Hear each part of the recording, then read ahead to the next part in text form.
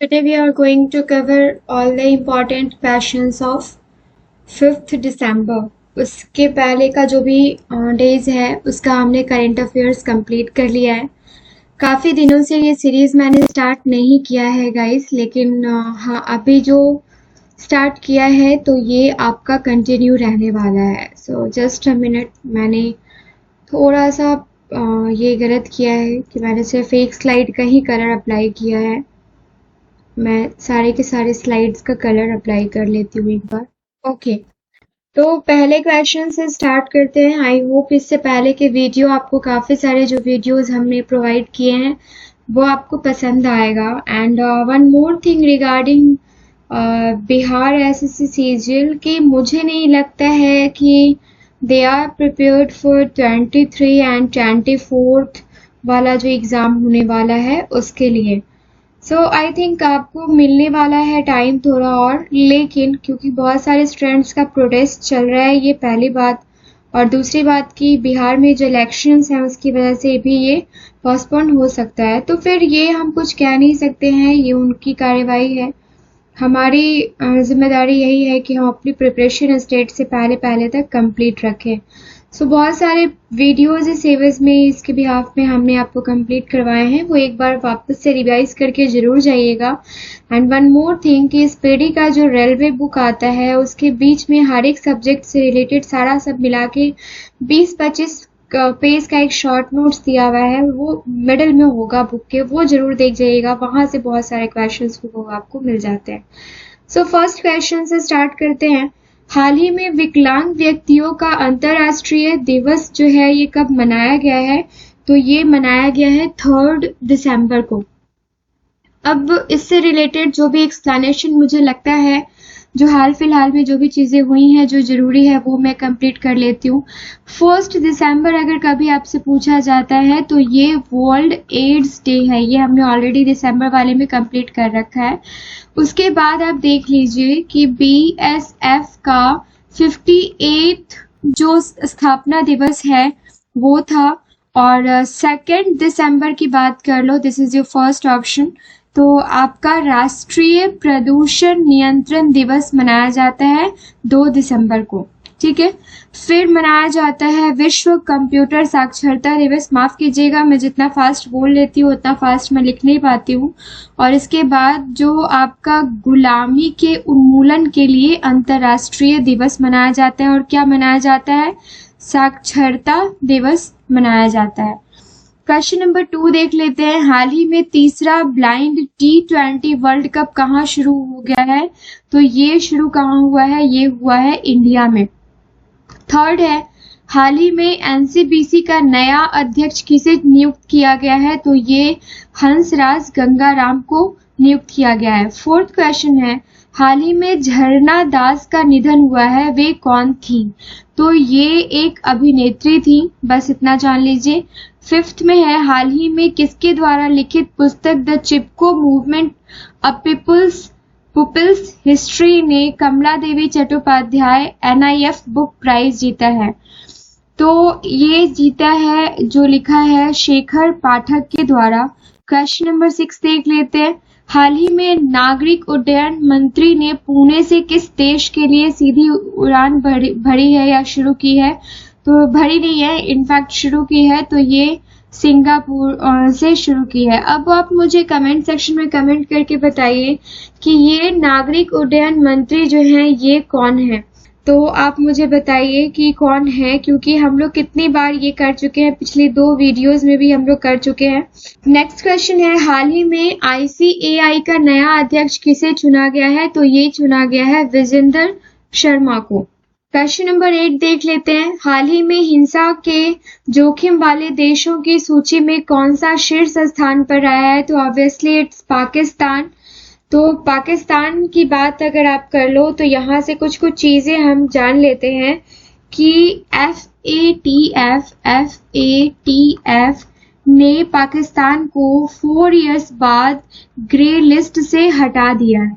ठीक है, दूसरी बात है कि पाकिस्तानी सेना के लेफ्टिनेंट जनरल आसिफ गफूर को क्वेटा में 12वीं कोर कमांडर के तौर पर नियुक्त किया गया है। कहाँ पे? क्वेटा में। किसको? लेफ्टिनेंट जनरल आसिफ गफूर को। फिर है कि पाकिस्तान की पहली महिला हिंदू उप पुलिस जो है, उप पुलिस अधीक्षक, ये मनीषा रोपेटा बनी है। तो ये काफी इंपॉर्टेंट क्वेश्चन है। ये सारे के सारे क्वेश्चंस जो न्यूज में रहते हैं वही हम आपको शेयर कर रहे हैं। उसके बाद एक और इम्पॉर्टेंट है कि भारत और पाकिस्तान के बीच बैंक चैनल बातों का नेतृत्व करने वाले सतिंदर लावा का 81 वर्ष की उम्र में निधन हो गया है। तो आपसे पूछा जा सकता है कि सतिंदर लावा कौन है या उनका कंट्रीब्यूशन क्या है। नेक्स्ट है क्वेश्चन नंबर 9। हाल ही में कहाँ घरों पर रूफटॉप और ऊर्जा संयंत्र लगाने की मंजूरी दी गई है? तो ये दी गई है आपको जम्मू कश्मीर में। जम्मू कश्मीर से रिलेटेड काफी सारे फैक्ट्स हम पिछले 2-3 वीडियोस में देख चुके हैं, लेकिन कुछ चीजें यहाँ पे आपको मैं पूछना चाहूंगी कि आप मुझे बताइए कि राज्यपाल कौन है जम्मू कश्मीर में, और जम्मू कश्मीर में कौन कौन से अभियान चलाए जा रहे हैं, क्योंकि ये हमने कल परसों के वीडियो में ही देखा है। फिर क्वेश्चन नंबर 10 है, हाल ही में राष्ट्रीय सांख्यिकी आयोग के नए अध्यक्ष कौन बने हैं? तो ये कौन बने हैं? ये बने हैं Rajiv Laxman Karandikar. Right, Rajiv Laxman Karandikar. Question number 11 है आज का, हाल ही में किस राज्य सरकार ने उच्च शिक्षा परिषद में कारपोरेट्स को नामांकित किया है? इट्स नॉट नामांकित, इट्स नामांकित। कुछ मिस्टेक्स हो जाते हैं, हम भी इंसान हैं, हमसे भी मिस्टेक्स हो जाते हैं। इनफैक्ट अगर हिंदी में टाइपिंग करना हो तो मैं आपको बताऊं कि इंग्लिश टाइपिंग से ज़्यादा गाइस हिंदी टाइपिंग होता है। English is very confusing language, लेकिन हिंदी टाइपिंग जो होता है ये काफ़ी टफ होता है क्योंकि जनरली हम लोग देखते हैं कि व्हाट्सएप हो या कहीं भी हो, हम लोग इंग्लिश टाइपिंग में काफ़ी कंफर्टेबल हो जाते हैं हिंदी के कंपैरिजन में। सो क्वेश्चन का आंसर हियर यहाँ पे होना चाहिए जो आपका, ये होना चाहिए कर्नाटक। तो कर्नाटक से रिलेटेड देख लीजिए, काफ़ी सारी चीज़ें अगेन इससे रिलेटेड हमने कवर करी हैं, लेकिन फिर भी देख लेते हैं। 3 ट्रांसजेंडर सरकारी स्कूल शिक्षक के रूप में मतलब अपनाए गए हैं। 3 ट्रांसजेंडर्स को सरकारी स्कूल में शिक्षक के रूप में नियुक्ति दिया गया है। कहाँ? तो कर्नाटक में। ओके, फिर देख लीजिए आप कि पीएम ने बेंगलोर में कैंपेगौड़ा की 108 फीट ऊंची प्रतिमा का अनावरण किया है। किसने किया है? पीएम ने किया है। फिर है कि कर्नाटक स्कूल में डेली 10 मिनट योगा को कंपलसरी कर दिया गया है छात्र छात्राओं के लिए। दक्षिण भारत की पहली वंदे भारत जो एक्सप्रेस है उसको बेंगलुरु में हरी झंडी दिखाई गई है। और उसके बाद जो आज लास्ट मैं आपको बताना चाहूंगी, क्योंकि ऑलरेडी काफी सारी चीजें हम कर्नाटक से कर चुके हैं, कि देश में सबसे अधिक स्थापित जो ग्रिड इंटरैक्टिव अक्षय ऊर्जा जो है ये क्षमता कहाँ है? तो कर्नाटक में है सबसे अधिक स्थापित ग्रिड इंटरैक्टिव अक्षय ऊर्जा। तो ये सारे के सारे इंपॉर्टेंट पॉइंट्स थे, इसलिए मैं एक बार और रिपीट कर देती हूँ। आपने अगर नोट डाउन नहीं किया होगा तो आप नोट डाउन कर सकते हैं। पहला है कि कर्नाटक में 3 ट्रांसजेंडर ऐसे हैं जिनको सरकारी स्कूल में शिक्षक के तौर पे नियुक्ति दी गई है। पहला आपका हो गया। फिर दूसरा आपका हो गया कि पीएम ने बेंगलोर में कैंपेगौड़ा की 108 फीट ऊंची प्रतिमा का अनावरण किया है।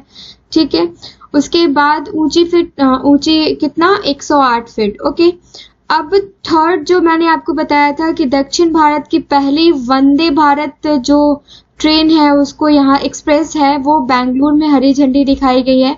फोर्थ मैंने आपको बताया था कि कर्नाटक के स्कूल में 10 मिनट योगा कंपलसरी कर दिया गया है। एंड फिफ्थ है कि देश में सबसे अधिक स्थापित ग्रिड इंटरैक्टिव अक्षय ऊर्जा क्षमता जो है ये कहाँ है? तो ये कर्नाटक में ही है। तो क्वेश्चन नंबर 12 है इसके बाद, हाल ही में किस देश ने चंद्रमा अंतरिक्ष यान को चलाने के लिए भाप का सफलतापूर्वक उपयोग किया है? तो ये किसने किया है? ये किया है जापान ने। अब यहाँ पे देख लीजिए कि जापान से रिलेटेड कुछ चीजें आप याद करिए तो ये मालाबार एक्सरसाइज जो है ना, ये 2022 में कहाँ हुआ है? तो जापान में हुआ है। किससे किसके बीच हुआ है हम नहीं बताएंगे आपको, क्योंकि आपसे हमने पहले ही डिस्कस कर रखा है। फिर फर्स्ट है कि जो पहली बार नाटो शिखर सम्मेलन में भाग लिया किसने?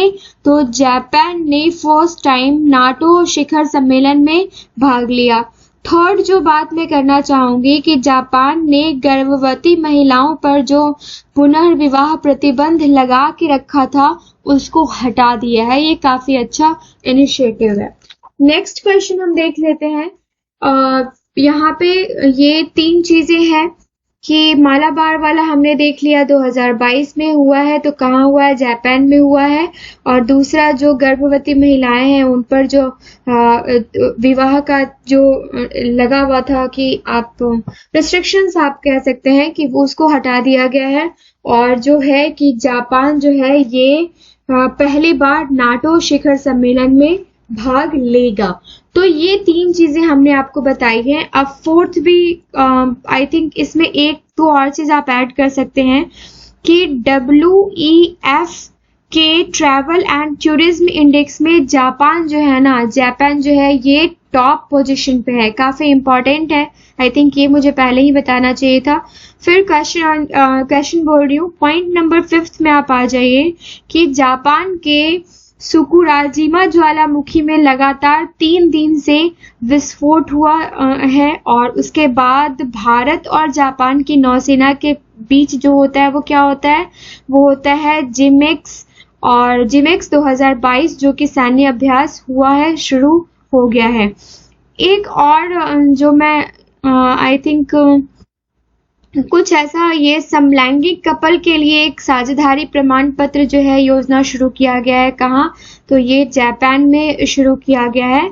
और उसके बाद जापान के निन्होन्शु लाइक आप कुछ उसको देख लेंगे, निन्होन्शु को GI टैग दिया गया है। तो ये निन्होन्शु क्या है ये आप एक बार चेक कर लेंगे। क्वेश्चन नंबर 13 है, हाल ही में संस्कृति मंत्रालय ने कहाँ स्वर धरोहर महोत्सव का आयोजन किया है? तो ये नई दिल्ली में आयोजन किया है। एंड क्वेश्चन नंबर 14 देख लेते हैं, हाल ही में किसने विजय हजारे ट्रॉफी 2022 जीता है?